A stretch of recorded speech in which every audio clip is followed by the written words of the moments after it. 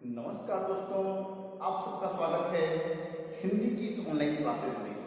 और साथियों, आज हम पढ़ने जा रहे हैं बीएड द्वितीय वर्ष को लेकर।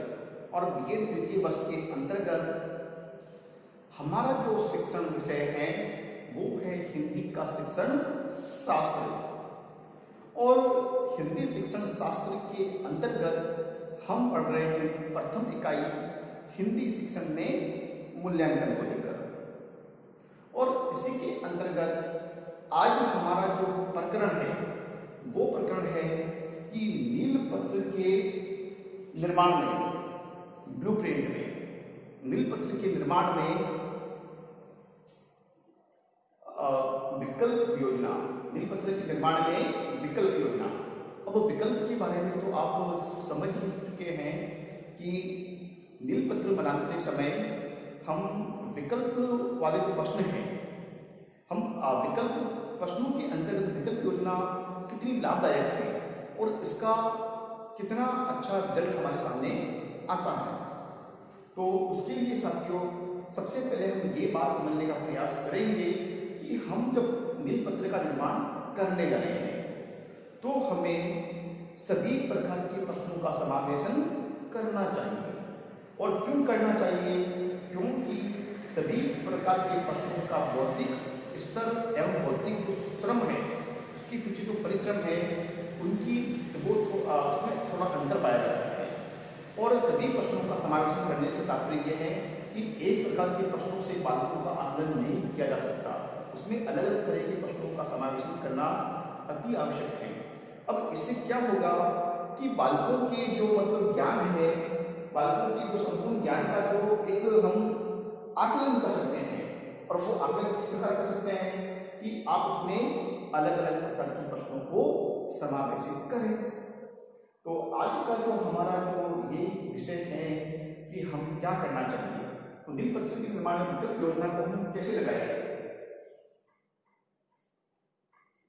तो आपको इसमें मैंने बताया गया कि नीलपत्र में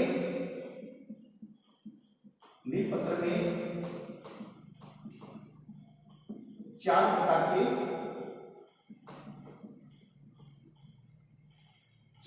के प्रश्नों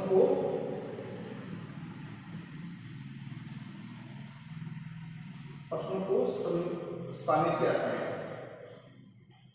सम्मिलित किया जाता है।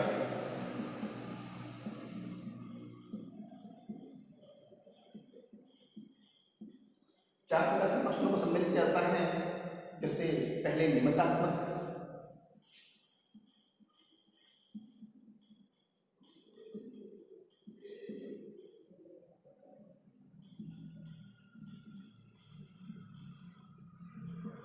अब साथियों, निबंधात्मक प्रश्न में विकल्प योजना को कैसे लागू किया जाए वो समझने का प्रयास हमें करना चाहिए।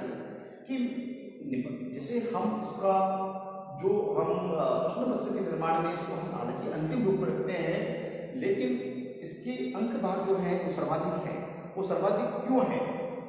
क्योंकि इसमें बौद्धिक एवं उसको समय सीमा और अधिक परिश्रम करना पड़ता है बालकों को, इसलिए इसकी समय सीमा एवं अंक भार अधिक दिया जाता है।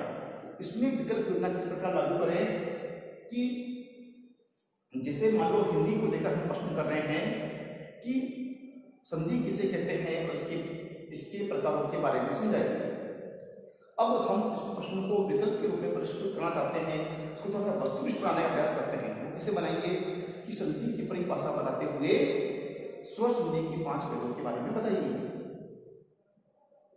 स्वर संधि के हमने एक चीज पूछी और पॉइंट पूछना हमें कि संधि की परिभाषा बताते हुए स्वर संधि के भेदों के बारे में वर्णन करें। जब संधि की परिभाषा बता रहा है बालक और स्वर संधि के भेदों का वर्णन कर रहा है, पॉइंट टू पॉइंट वर्णन कर रहा है।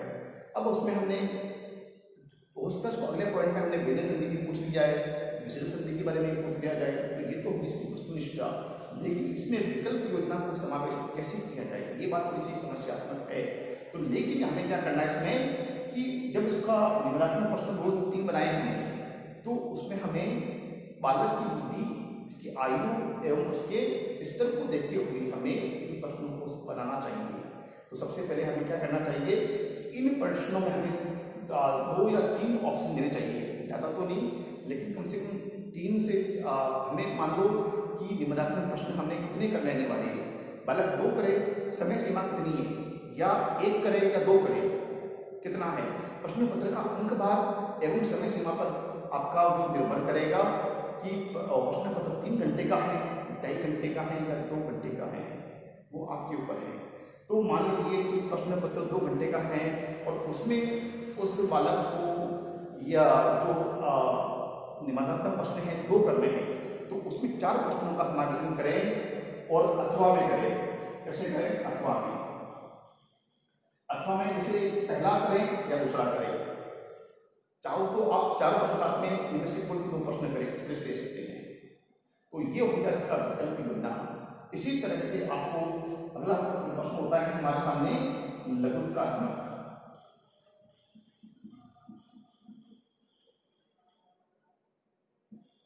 लघुत्रात्मक प्रश्न।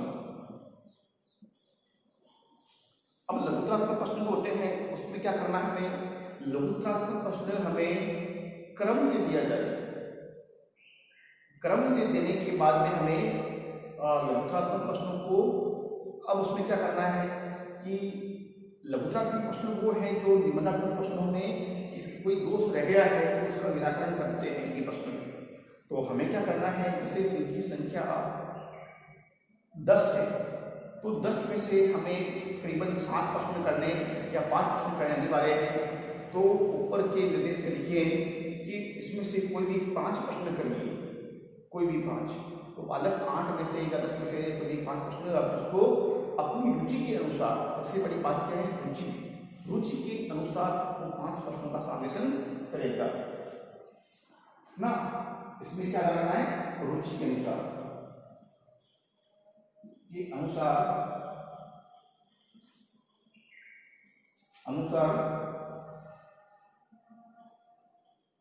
प्रश्नों की संख्या। रुचि के अनुसार प्रश्नों की संख्या दी हुई है, उसमें से कोई भी मन, चाहे वो 4 प्रश्न, 5 प्रश्न, 4 प्रश्न जो भी है कर लेगा। ठीक उसी तरह है आपके सामने अति लघुत्रात्मक प्रश्न।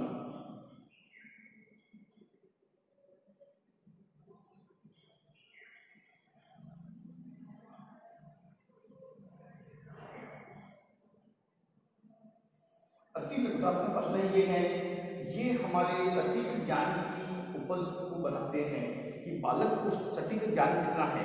अब साथियों, इसमें विकल्प योजना शामिल ना करें तो करते हैं तो गलत नहीं है, और ना करें तो भी एक बार चलेगा, क्योंकि आप एक शब्द को या एक वाक्य में जो उत्तर देने वाले प्रश्नों का समावेशन कर रहे हैं, तो ऐसी स्थिति में क्या होगा कि आप एक लाइन वाले शब्दों को भी क्या विकल्प में देंगे, उचित होगा। और मान लीजिए कहते भी है तो उसमें बड़ी ऐसी नुकसान वाली बात नहीं है। तो आप इसमें ध्यान रखिए कि विकल्प देवे तो ज़्यादा नहीं देकर कम देवे। जैसे आपने 12 या 15 प्रश्न दिए, उसमें से आपको, जैसे आपने 12 प्रश्न दिए, उसमें से 10 प्रश्न करने वाले, तो 1 या 2 प्रश्न विकल्प में देवे। और अन्यथा आपको लगता है कि आपने विषय वस्तु जो पढ़ाई है और उसी के आधार पर उसने आपको प्रश्न पत्र को बिल्कुल बनाया है, और आपको लगेगा कि बालक की आयु है उसकी स्तर के अनुसार है, तो आप विकल्प ना देंगे तो भी इसमें कोई अति आवश्यकता नहीं है, अनिवार्यता नहीं है। उसके बाद हमारे सामने आता है वस्तुनिष्ठ प्रश्न।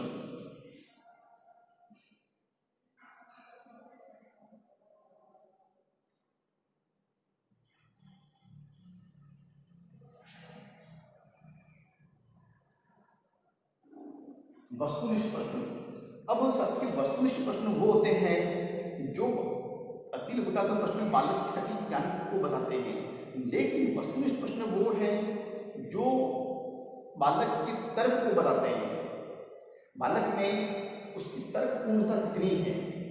आपको 4 ऑप्शन दिए गए, विकल्प दिए गए हैं, और विकल्प को सबसे बड़ी बात हम आ रहे हैं, विकल्प के जो विकल्प योजना किस प्रकार है कि हम 4 वस्तुनिष्ठ प्रश्नों में हम 4 विकल्प वहाँ पर हमने शामिल किए हैं, और चारों विकल्पों की जो चारों विकल्प के हैं उनमें से एक विकल्प सही होगा, वही उसका उत्तर होगा।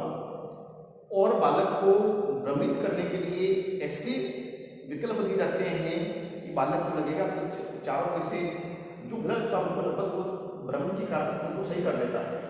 तो ये बालक को केवल और केवल भ्रमित करने के लिए दिए जाते हैं, उसे मिलते मिलते ऑप्शन दिए जाते हैं। तो ये भी विकल्प योजना का एक तरीका है और इसमें बालक का जो ज्ञान है वो कितना गहन है, उसने संपूर्ण पाठ्यक्रम को कितनी बार दोहरान किया है या पाठ्यक्रम में उसकी जो अध्ययन का जो पकड़ है वो कितनी बार है, तो उसकी तर्कशीलता को बताने के लिए वस्तुनिष्ठ प्रश्नों को यहाँ पर शामिल किया गया है। इसलिए विकल्प योजना के अंतर्गत वस्तुनिष्ठ प्रश्नों को शामिल किया जाता है।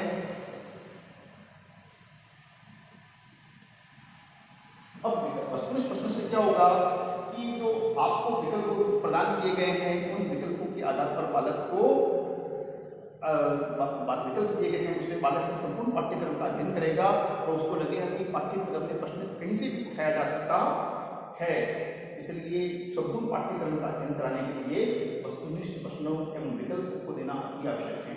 इससे बालक प्रश्नों को करने में बोझ महसूस भी नहीं करेगा और आपके जो शिक्षण लक्षण है, जो शिक्षण के जो लक्ष्य है, शिक्षण के लक्ष्य को आपने पूर्व में निर्धारित किया है पाठ्यक्रम के वस्तुनिष्ठ के रूप में, विषय वस्तु के रूप में जो आपने पाठ्यक्रम को तैयार किया है, डिजाइन किया है, उसके लक्ष्य तक पहुंचने में आपकी बहुत मदद रहेगी इस विकल्प योजना के रूप में।